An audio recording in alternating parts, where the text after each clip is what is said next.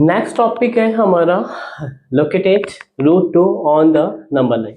यानी root two की जो वैल्यू है हमें नंबर लाइन पे फाइंड आउट करनी है। हमारे पास ये मैंने ऐसे नंबर लाइन ऐसे ड्रॉ की, ये मैंने नंबर लाइन ड्रॉ की, नंबर्स मैंने इधर नंबर डिफाइन कर दिए, 0, फिर हो गया 1, ये हो गया 2, इधर हो गया -1, इधर हो गया -2। ये जो डिस्टेंस है और ये डिस्टेंस सेम है यूनिट। सपोज मैं मान लेता हूं कि ये जो है यहां तक ये 1 यूनिट है ना। अब मैंने इस पे क्या किया, ऐसे एक परपेंडिकुलर, ये भी क्या है 1 यूनिट, ऐसे मैंने एक लाइन ड्रॉ कर दी। अब मैं क्या करूंगा, इससे ऐसे एक ये यानी इसकी हाइपोटेन्यूज यानी कर्व, ये हमारा ये एंगल कितना है मेरा 90 डिग्री, क्योंकि मैंने इस नंबर लाइन पे 1 यूनिट पे ऐसे परपेंडिकुलर लाइन ड्रॉ की है, और ये क्या है, ये भी 1 यूनिट है, और मैंने इसको ऐसे मिला दिया।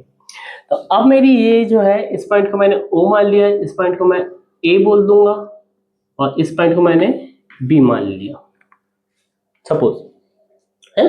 तो अब ये जो है मेरा राइट एंगल हो गया, है ना।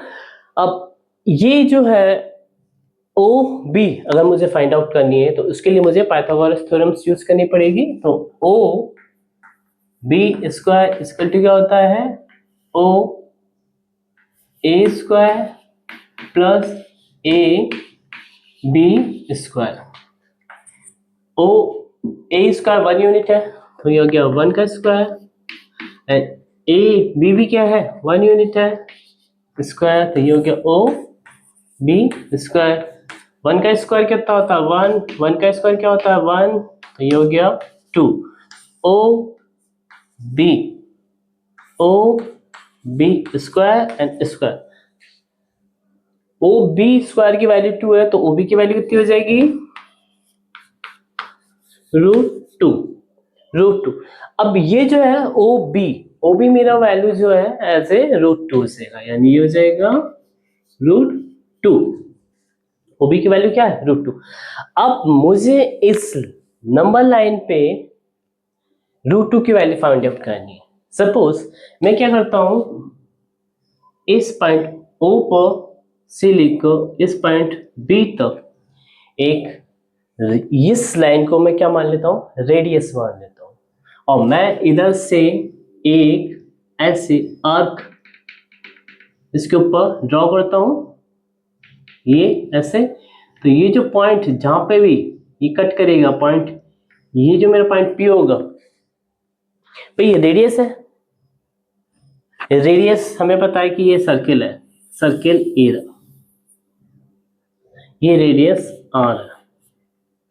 ये मान लीजिए मेरी नंबर लाइन थी, मैंने O और B, है ना, मेरा B इधर है अभी फिलहाल, ऐसे मैंने क्या किया, एक आर्क ऐसे ड्रॉ किया है, आर्क ड्रॉ किया है, वो इस पॉइंट पे ये जो नंबर लाइन है, इस पॉइंट P पर इधर ये इसको क्रॉस करता है। तो इस नंबर लाइन पे जो भी वैल्यू होगी ये पॉइंट P वाली, वो क्या होगी, हमारी √2 को रिप्रेजेंट करेगी। यानी √2 की वैल्यू 1 और 2 के क्या होगी, अंदर होगी, क्योंकि ये जो आर्क है ये P पॉइंट पे हमारा क्रॉस कर रहा है, और क्रॉस करने पे हमारी जो लाइन है वो इधर, ये जो आर्क है ये P पॉइंट पे फाइंड आउट हो रही है। यानी इस पॉइंट P पे जो भी वैल्यू आएगी इस नंबर लाइन पे, वो हमारी क्या हो जाएगी, √2 की वैल्यू हो जाएगी। अब ऐसे सिमिलर हमने अभी √2 की फाइंड आउट की, ऐसे हम सिमिलर क्या होगा √3, √5, √7, है ना, जो हमारे इरेशनल नंबर है उनकी हम वैल्यू फाइंड आउट कर सकते हैं। अब मान लीजिए सपोज जैसे कि मैं एक और ले लेता हूं, ऐसे इधर 3 है, क्या निकालना है, √3 की वैल्यू निकालनी है। सपोज मैं फाइंड आउट करना चाहता हूं √3 value, find root 3 value, clear, on the number line, है ना। क्वेश्चन है locate under root 3 on the number line. अब उसके लिए देखो ये जो डिस्टेंस है हमारी कितनी हो गई, रूट 2 फाइंड आउट हो गई। अब मैं फिर क्या करूंगा, जैसे ये 1 यूनिट था ना, इसी को मैं इधर ऐसे 1 यूनिट मान के इस पर एक परपेंडिकुलर जितनी 1 यूनिट है इसी को मैं इधर ड्रॉ कर दूंगा ऐसे, और फिर एक लाइन इधर से इसको मिलती हुई ऐसे, है ना। ये इस ओ पॉइंट पे ये हो गया हमारा ए बी और ये हो गया मेरा पॉइंट सी। तो मेरा ये जो लाइन था ओ बी जो थी लाइन वो क्या थी, रूट 2 थी, ये थी रूट 2, है ना। ओ बी जो लाइन है रूट 2 है, और ये जो है मेरी कितनी है सी बी, ये है 1, सी बी क्या है 1 है। तो हमारे पास में इधर देखो वही पाइथागोरस से O C square is equal to क्या हो जाएगा, O B square plus B C square B C square, O B square root 2 है, रूट 2 का स्क्वायर करेंगे, root 2 square plus B C 1 का स्क्वायर, क्या हो जाएगा, ये आ जाएगा 2 प्लस 1, 1 का स्क्वायर 1, ये हो जाएगा 3, और इधर आएगा ओ सी स्क्वायर, ओ सी स्क्वायर, ओ सी क्या हो जाएगा, O C equal to under root 3, under root 3। ये वैल्यू जो होगी ओ सी ये क्या हो जाएगा अंडर रूट 3, ये जो है रूट 3 ये ओ सी को फिर मैंने क्या मान लिया, एक और सर्किल कर लिया, यानी ये जो है इधर से मैं यदि लाइन खींचूंगा ऐसे ये आर्क बनाऊंगा, तो ये पॉइंट जिस पे भी इस नंबर लाइन पे जो क्रॉस करेगा इसको मान लिया पी क्यू मान लो, ये क्यू, ये जो पॉइंट क्यू होगा वो पॉइंट क्यू जो होगा वो नंबर लाइन पे जो पॉइंट क्यू होगा वो रूट 3 की वैल्यू होगी। और ऐसे पॉइंट पी जो होगा, ये पॉइंट पी जो होगा, पॉइंट पी जो होगा हमारा वो क्या होगा अंडर रूट 2 की वैल्यू होगी।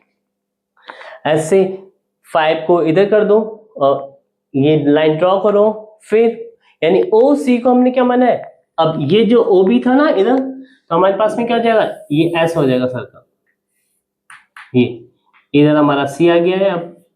अब सी से मैंने क्या किया, ऐसे dot dot dot dot dot draw किया, और इधर कितना इस पॉइंट पे ये नंबर लाइन है मेरी, इधर ये क्यू को क्या कर रहा है क्रॉस कर रहा है, और ये सेंटर में ओ, तो अब ये क्यू पे क्रॉस कर रहा है, ये पॉइंट सी मेरा ये रहा, ऐसे मैंने ओ सी, ओ और सी ये मेरी रेडियस है, ये भी आर रहेगी ये भी आर रहेगी, आर मतलब रूट 3 के इक्वल, रूट 3 के इक्वल, और ये जो आर है ये क्या है रूट 2 के इक्वल, ये भी रूट 2 के इक्वल, क्योंकि सर्कल की जो होती है रेडियस वो कभी नहीं बदलती है, किसी भी डायरेक्शन में ले जाओ इधर या इधर, हमने क्या किया है एस से सर्कल खींचा है, तो इधर से सर्कल खींचेंगे तो ये पी पे मिलेगा और एक पॉइंट क्यू पे मिलेगा, तो ये पॉइंट क्यू पे जो भी वैल्यू होगी वो रूट 3 की होगी, और पॉइंट पी पे जो वैल्यू होगी वो रूट 2 पे होगी, है ना। तो ये वैल्यू हम ऐसे रूट 5 की, रूट 6 है ना, रूट 7 हो गया, रूट 11 हो गया, इन सब की जो हमारी इरेशनल नंबर है उसकी हम इस तरह वैल्यूज हम फाइंड आउट कर सकते हैं। ये लो, यानी हम देख सकते हैं, अभी देखो रूट 3 की वैल्यू फाइंड आउट करने के लिए √2, ये वाली लाइन जरूरी है, क्लियर। यानी √2 को हमें लोकेट करना पड़ेगा। अगर √n की वैल्यू, अगर इधर मान लीजिए हमारे पास में ये जो है n आ गया, है ना, √n की वैल्यू फाइंड आउट करनी है मुझे, है ना, तो उसके लिए, है ना, √n-1 की वैल्यू लोकेट करनी पड़ेगी। यानी ये वैल्यू जो होगी, ये वैल्यू मुझे वैल्यू इधर, यानी ये जो वैल्यू होगी, है ना, ये भी वही 1 यूनिट हो जाएगा। ये जो वैल्यू होगी ये क्या होगा, √n-1 होगी। ये जो डिस्टेंस होगी वो कितनी होगी, √n-1, यानी उससे एक पहले वाली वैल्यू हमें लोकेट करनी पड़ेगी। कोई भी पॉइंट हो गया, यानी हमें वो पॉइंट रखना पड़ेगा। √2 की वैल्यू फाइंड आउट कर ली, √3 की निकालनी है, तो √2 हमें जरूरी है रखना। और ऐसे n वैल्यू कुछ भी हो जाए तो उसके लिए n से एक पहले की वैल्यू हमें इधर फाइंड आउट होनी चाहिए, क्लियर। यानी n-1 वैल्यू, तभी हमारा ये n √n निकल सकता है।